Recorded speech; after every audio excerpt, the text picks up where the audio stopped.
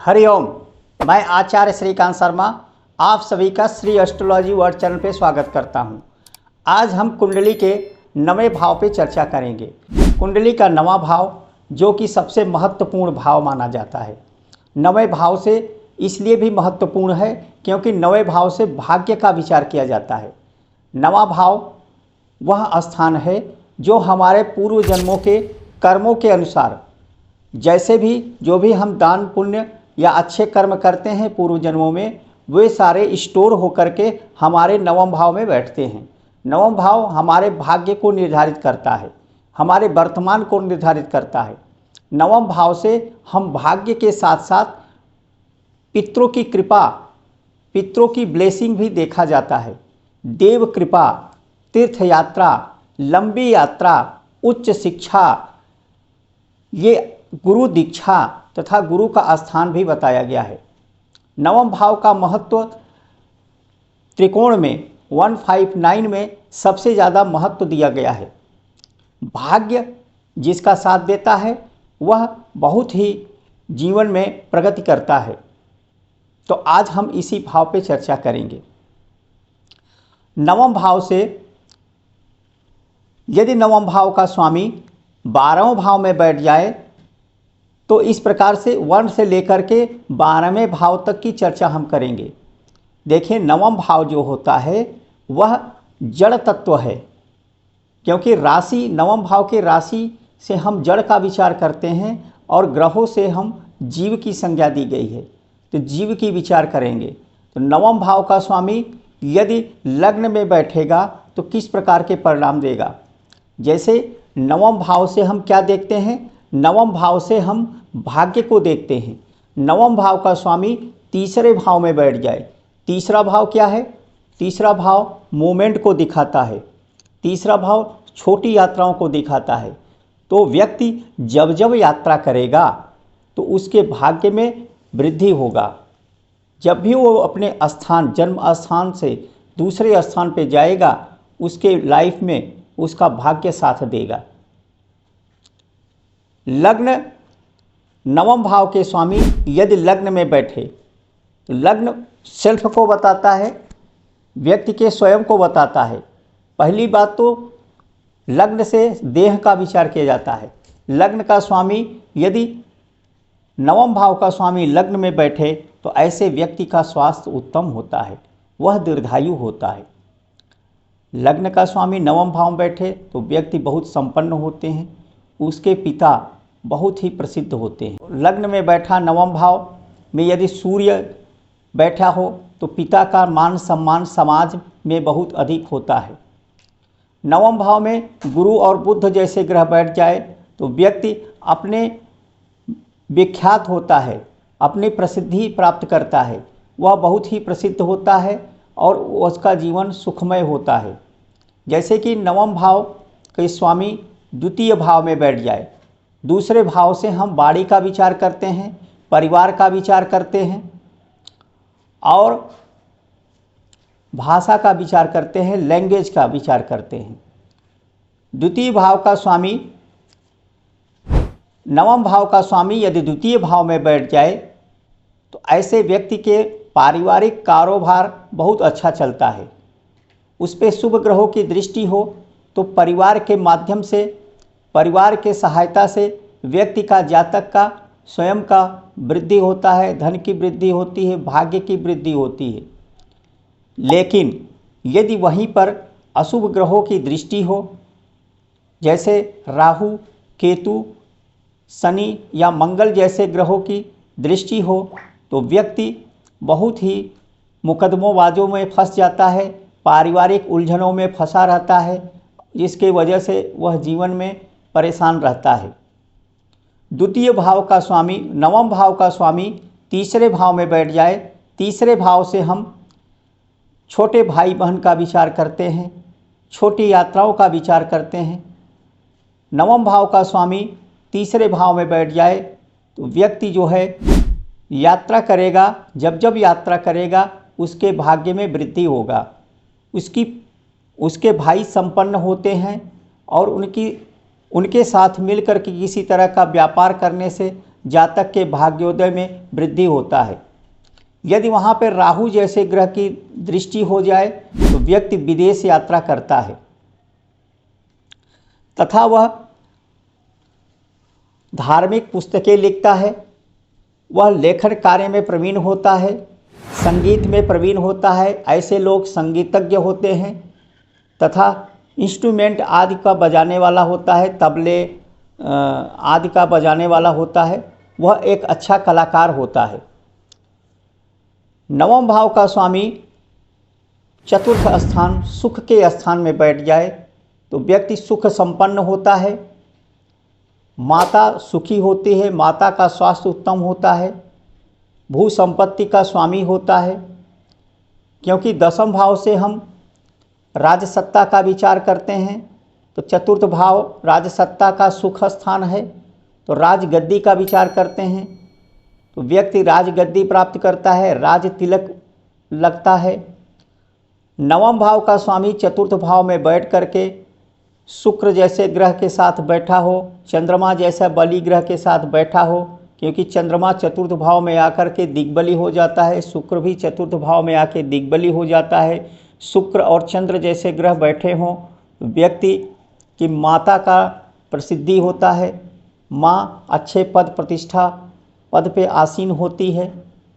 माँ के अच्छे संस्कारों के द्वारा बच्चे यानी पुत्र वह जातक स्वयं बहुत संस्कारी हो जाता है, राज तिलक का भोगी होता है। चतुर्थ भाव में बैठा नवमेश व्यक्ति को भू संपत्ति का मालिक बनाता है। लेकिन यदि वहीं पर नवमेश आकर के पीड़ित हो जाए, पाप ग्रहों से पीड़ित हो जाए तो ये सारे फल निष्फल हो जाते हैं और व्यक्ति अपने माता के स्वास्थ्य को लेकर के, भू संपत्ति के सुखों को लेकर के, वाहन आदि के सुखों को लेकर के जीवन भर परेशान रहता है।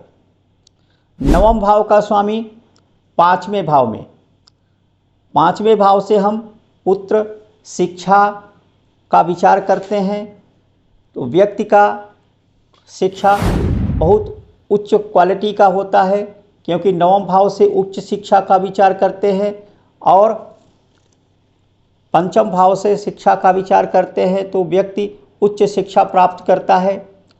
वह एक अच्छा वक्ता होता है, शास्त्रार्थ करने में प्रवीण होता है, वह अच्छी पुस्तकें लिखता है, धार्मिक पुस्तकें लिखता है तथा किसी संस्था में अच्छे पद पे होता है। ऐसे लोग शिक्षा के जगत में अपने नाम प्रसिद्धि करते हैं। पुत्र उसका सेवा करने वाला होता है तथा पुत्र जो है आध्यात्मिक होता है और सरकार या सरकारी नौकरी से लाभ प्राप्त करता है। छठे भाव, जैसे छठे भाव को रोग ऋण शत्रु का स्थान माना गया है, लेकिन भाग्य स्थान का स्वामी, एक शुभ स्थान का स्वामी छठे भाव में बैठ जाए तो व्यक्ति आर्थिक रूप से बहुत संपन्न होते हैं, क्योंकि छठा स्थान जो होता है नवे से नवा होता है तो उसके भाग्य में वृद्धि होता है, धन में वृद्धि होता है। यह पिता के कारोबार को भी दिखाता है। छठा भाव पिता के कारोबार को दिखाता है।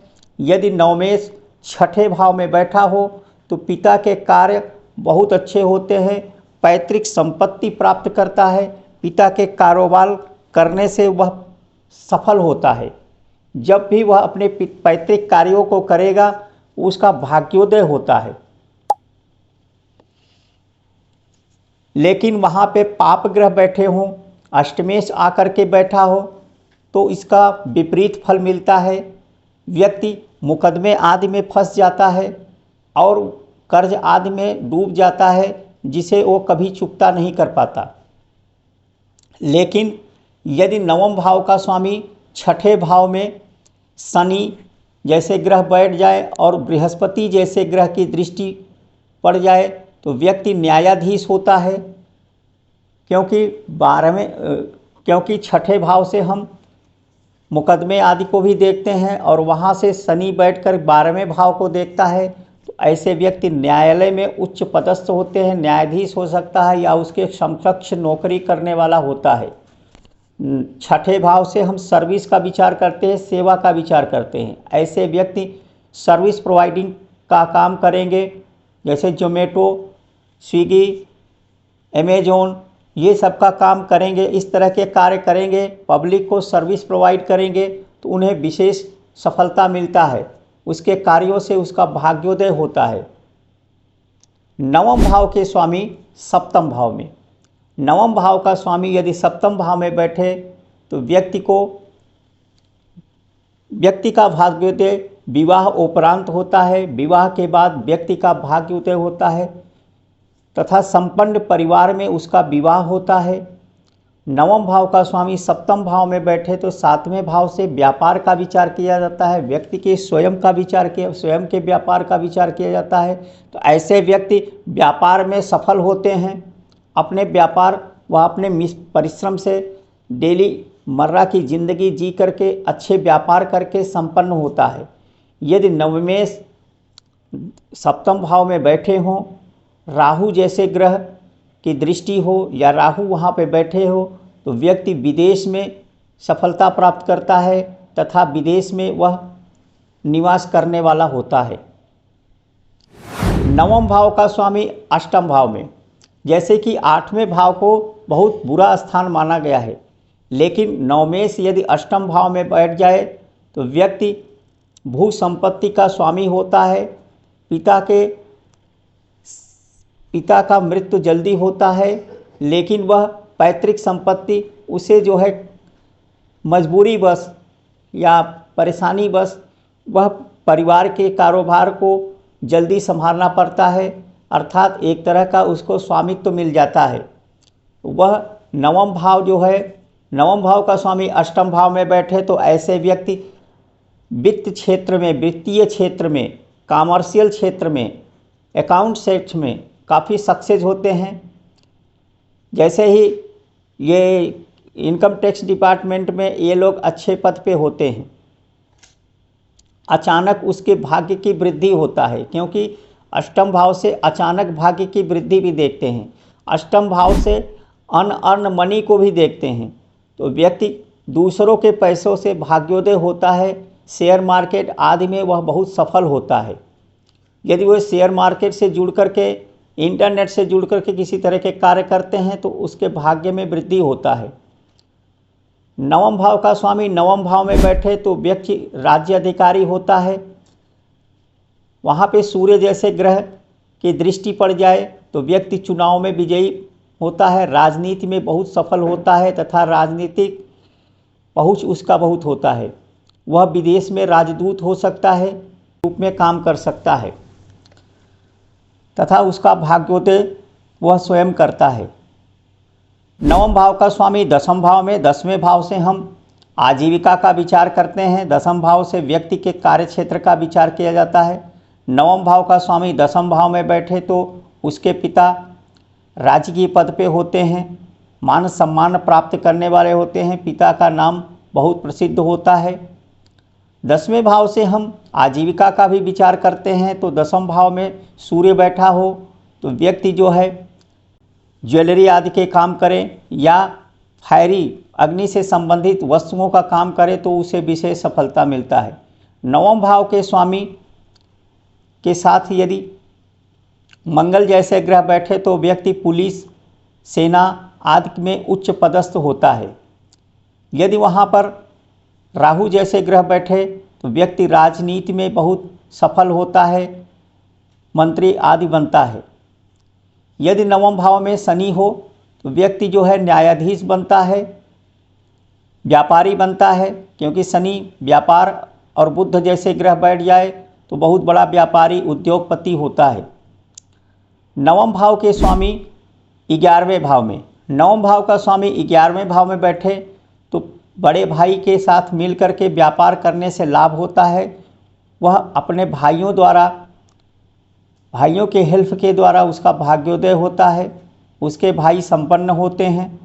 11वें भाव से हम लाभ का स्थान देखा जाता है, वहाँ पर शुभ ग्रह बैठ जाए, शुक्र जैसे ग्रह बैठ जाए, बुध जैसे ग्रह बैठ जाए तो ऐसे व्यक्ति जो होते हैं होटल, रेस्टोरेंट, आदि के काम करने से विशेष सफलता प्राप्त करते हैं। यदि नवें घर का स्वामी यदि 12वें घर में बैठ जाए तो 12वें घर से मोक्ष का विचार करते हैं। ऐसे व्यक्ति अपने धन को आध्यात्मिक कार्यों में धन व्यय करते हैं। ये धार्मिक संस्थानों का बनाते हैं, जैसे मंदिर आदि का निर्माण करते हैं, धर्मशाला बनाते हैं, अस्पताल बनवाते हैं, विद्यालय आदि का निर्माण कराते हैं ऐसे लोग। लेकिन यदि वहाँ पे अशुभ ग्रह की दृष्टि हो तो इनके पैसे जो है चोरों द्वारा लूट लिया जाता है, डकैतों द्वारा लूट लिया जाता है तथा वह गलत निर्णय में उसके पैसे फंस जाते हैं, लॉस हो जाता है। आपको यदि वीडियो अच्छा लगे तो हमारे वीडियो को लाइक एंड सब्सक्राइब करें। फिर मिलते हैं अगले वीडियो में, तब तक के लिए नमस्कार, हरिओम।